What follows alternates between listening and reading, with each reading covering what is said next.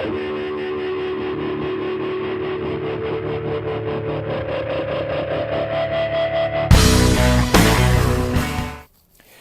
everybody, this is the OMAD Dad. Welcome back to my YouTube channel, a channel that is dedicated to living the OMAD lifestyle, or eating one meal a day. So today I'm in the middle of an extended fast, and I thought it would be a perfect opportunity for me to record a post where I discuss and explain what extended fasts are, how they relate to your OMAD, whether you should incorporate them into your OMAD practices, and the pros and cons of doing so. All right, so it's a pretty big topic and it's an important one, so I'm going to get right into this here. So first, let's talk about what is an extended fast. Generally speaking, an extended fast is anything over a 24-hour time period of no eating.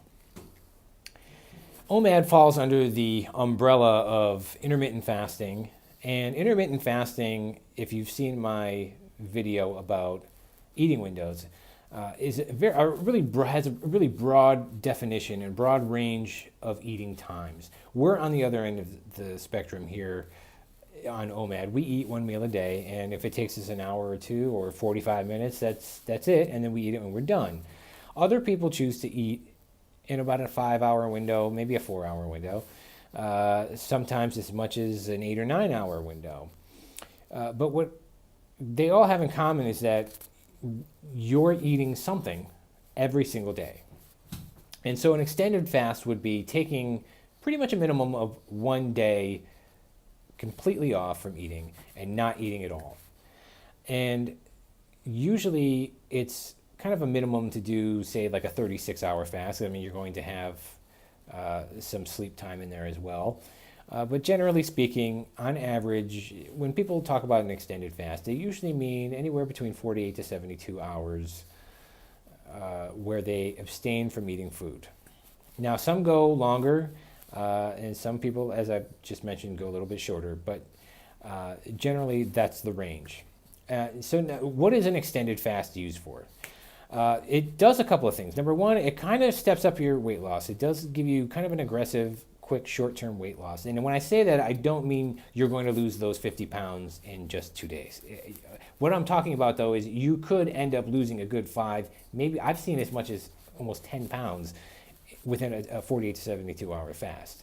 And there's a lot of factors that are involved in that, which would probably take the scope of this particular video in a different direction. So I'm not going to go into that right now. But aggressive weight loss, also, as a way to have the body cleanse itself and increase autophagy, especially if you're sticking to just straight water on this fast. Another point that it's used for is it helps you break through a plateau. Sometimes, almost everyone, before they reach their goal weight on OMAD, or any dieting plan really, they end up getting to this point where they hit a little bit of a plateau and they're not gaining, but they're not losing either. And for some, it can last a little while. And so switching this up where maybe you take a day off entirely and then go back to it again can be that little boost that just releases some of the stored body fuel that you have in your system. And lastly, also it's used to help people who have bad food addictions break those food addictions. Many people, I think probably the most common one for a food addiction is going to be sugar.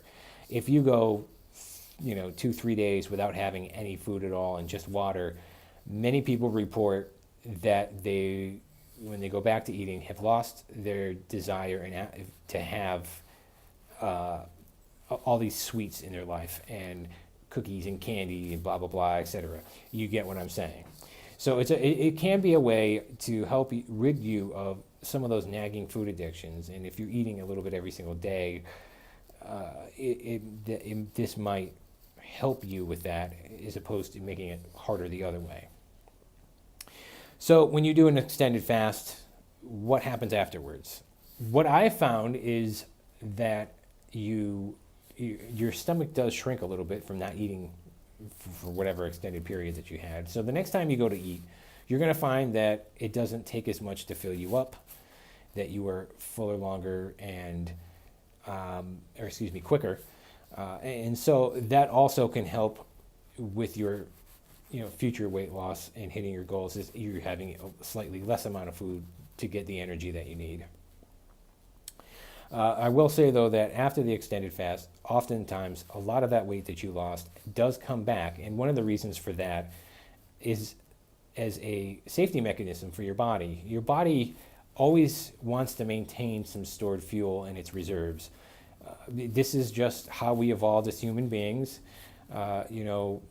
For tens of millions of years, we have not had McDonald's on every single street corner or food available to us 24/7. And when the winter came, we would go periods of time like this, 48 hours, 72 hours, where we would go out for the hunt, we would go out to forage, we would go out to fish, whatever we had to do, and we'd come back empty-handed.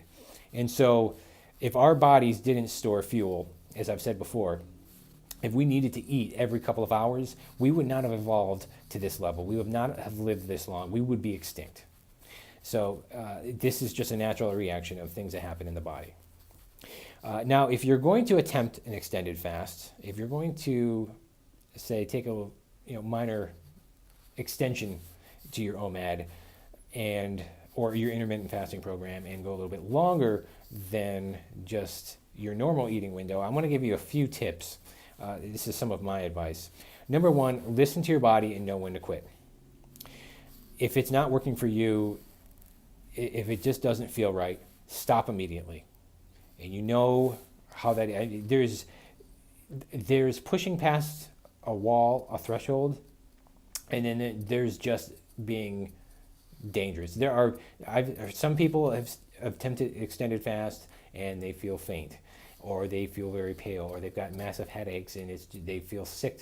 Something is going wrong. Stop immediately. It's not safe. Excuse me. Mostly this happens, which is another one, this is going to lead into my next tip, is because you haven't eaten anything, you haven't taken anything other than water. You're losing electrolytes, potassium, sodium. You're losing your electrolytes. And so most people find that if they consume like a little electrolyte pill at some point in their extended fast, or if they drink smart water, because that has some electrolytes in it, that they're able to kind of maintain this homeostasis and maintain level-headedness and be able to function, in other words, through the extended fast. I highly recommend, if you're doing it, to just stick to having water. No coffee, no tea, no diet sodas, no nothing. Just have the water. You want the full effects of autophagy. You want the full effects of the cleansing. This is what your body was designed to do.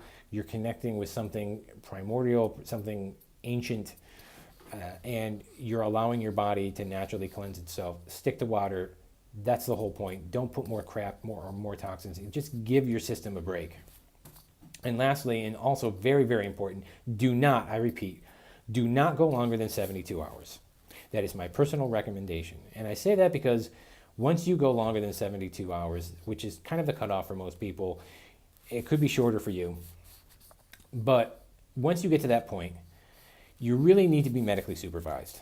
And I know if you go on YouTube, you're going to see people who did 40-day fasts. Great.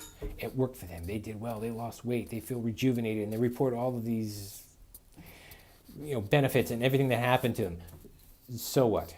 Play it safe. Autophagy peaks after about 2 days. Not to say that it doesn't continue during a longer extended fast, but it kind of reaches its peak after 2 days. And you need to do this and have it be safe. You want to be safe. And yes, you will lose weight on a week-long fast, but you know something? At least half of that weight is going to end up coming back because, as I just explained, your body needs to rebuild some of its reserves. It doesn't need a ton of reserves; it can only store so much. But that is my personal recommendation. Don't go longer than 72 hours. And I also want to give some other advice and share a story. The first time I attempted an extended fast. Well, let's see, the first time I did it was a juice fast, and I was consuming orange juice, which really wasn't technically a fast. That was years ago before I knew anything about OMAD. But while on OMAD, my first real extended fast, I didn't prepare myself properly for it. In other words, I didn't do anything to get myself off the caffeine. I was also going to quit my diet soda at the same time and not have any during that. So I went from having several diet sodas a day, getting a regular dose of caffeine, to having nothing. I didn't plan on what I needed to do to add in electrolytes to my system.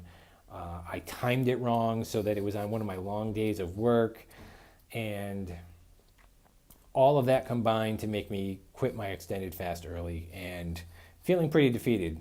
But I learned something, and I learned that that didn't work. So I had to change my approach. And the way I've done it now, which I described here in this video, it works for me. I'll every now and then I take and eat my OMAD on a Monday. I'll take a Tuesday off because it's a very short, easy day for me at work. And then Wednesday, I have to eat my OMAD around 11 o'clock in the morning because I have to go to work again the next day. It's my long day. And so I find that it replenishes me and I have enough energy to get me through a nice busy day at work. And I've still got the benefits of having a somewhat extended fast. It seems to be my cutoff point, though. I haven't tried the 72-hour fast yet.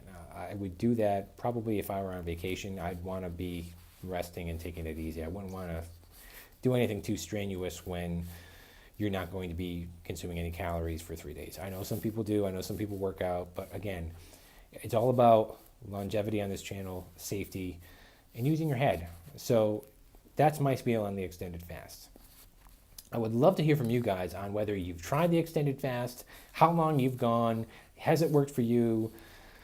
Again, this is not a requirement of the OMAD plan. You could eat one meal a day for the rest of your life and never do an extended fast and be totally fine and hit your weight goals. But this is a little something that often people ask me about, whether they need to do it or if they should incorporate it. And if they do want to incorporate it, they need to know how to do it. So that was the whole purpose of this video. But I want to hear from you. I want to know, has it worked for you? Have you done it? How long? What are some of your tips? Let me know. Leave a comment below. Send me a private message. Look me up on Facebook, the official OMAD Dad group page. And that is it for me for today. I hope you had a great day. I hope you're enjoying your OMAD out there, and I will see you very soon.